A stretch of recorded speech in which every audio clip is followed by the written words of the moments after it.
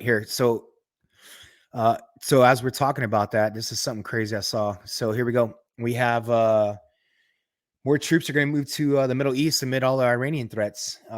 Defense Department is moving extra troops and equipment to sites in the Middle East amid reports of a potential attack by Iran on Israel. Defense says it's going to bolster regional deterrence and increase force protection for U.S. forces. So, isn't that crazy, man? We just keep sending more and more troops and stuff over there. Like, it's like what? I mean, I know it's not crazy, but it's like, what happened to just talking to your enemy? Like, you have to, like, you got to talk and you got to, be diplomats and stuff. And nope, there's just there's still more troops at it. We're gonna fix it. That's crazy. I know the word out. I think everyone was worried about that. Keep seeing on the news is World War III. With all this stuff going on, Ukraine, Israel. They're talking about getting Ukraine into NATO, and that was like a red line for Russia. Like, hey, if they join NATO, we're gonna, it's gonna be crazy. I'm glad I'm retiring. You know what I'm saying, bruh? It's always something, man. The moment things start to die down, some other conflict pops up. They're like, all right, we're ready for the media to know about this. Let's go ahead and let it out.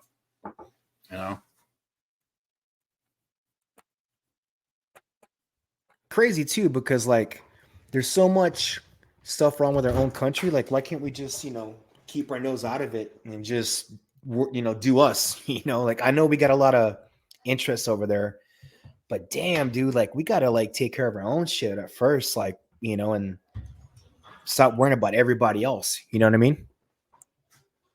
No, I mean, yes, but yeah, that's never been the case, man. We always gotta have, it's global power, man. It's not, clearly our shit here ain't squared away. We're spread thin. We're not even close. It's all the same shit we've been talking about over and over. It's just same news, different country.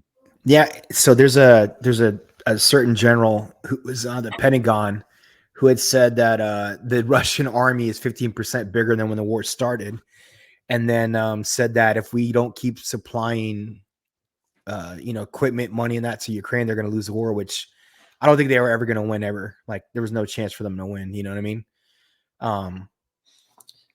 But it's like everyone's like, it's like there's a lot of, I remember back in the 2004 days, man, these war mongers, these war hawks that just want war. It's like all the people that want war are not the ones that actually go fight the war and do. You know what I mean?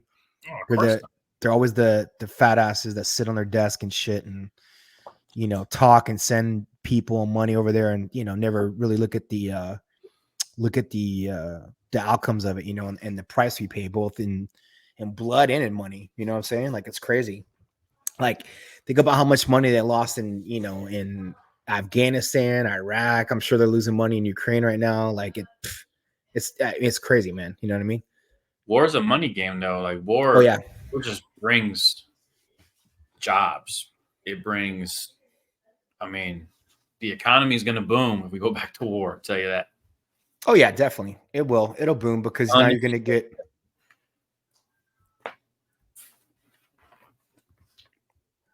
It's nuts, man. You say now you're going to get. No, I mean, like, once that happens, it's going to boom because you're going to get more output from the country for war. You're going to get. Think about all the deployments, man. All the companies like KBR and all that had these gargantuan contracts for shit. Who knows, man? Billions, trillions of dollars, man, and they're just to provide our living quarters and shit like that. So yeah, it's it's definitely obvious. It's those who benefit from going to war, man. Even the talk of war, like you said, like, is it shock and awe? Is it just a threat? Is it us saying where our carriers are, us telling we're aware of a terrorist threat?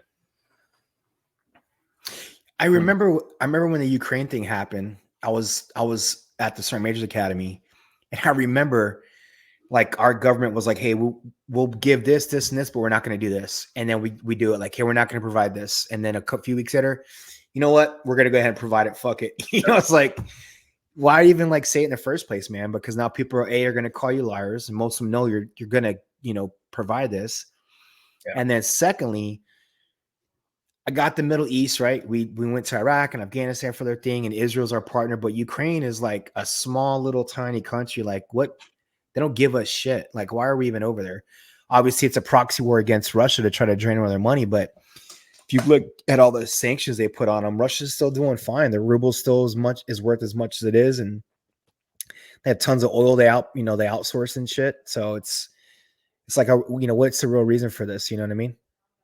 What was the reason why we backed Ukraine?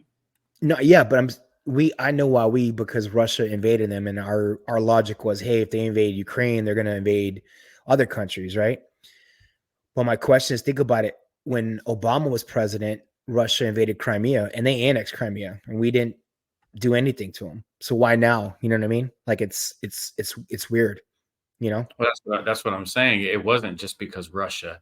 Like, there's a Yeah. reason. Oh yeah. You know what I'm saying? There's something within Ukraine and the establishment, the negotiations that we had with them, that we didn't want to compromise any of that. We didn't want to compromise. There's something about that relationship that we didn't want to compromise. Well, it's our government that we put in there. Like, we pick the people that run the country, you know, and so that's obviously one. And I mean, there's a whole bunch of political stuff to it, which, people believe or not believe, Biden's son and all that. But at the end of the day, it's still money and equipment that we're giving away, and we're just, sending to another country and stuff like that. It's crazy. And then one day that shit'll be used on us, and we're like, what the fuck? Warheads with our fucking drawings and writing on them and shit. That shit used to happen in Iraq and Afghanistan, man. Like, I remember I took incoming in Afghanistan, and I remember, like, when it hit after everything cleared, one of the mortars, it was like, yo, this is a US mortar. Like, holy shit. Yo, that's the worst. Yeah, it's crazy, man. Like, oh man, all this money and stuff, and I got shot by a US mortar. Holy fuck, So it's funny, you know what I mean? It's very funny. It's like getting rear-ended by your wife.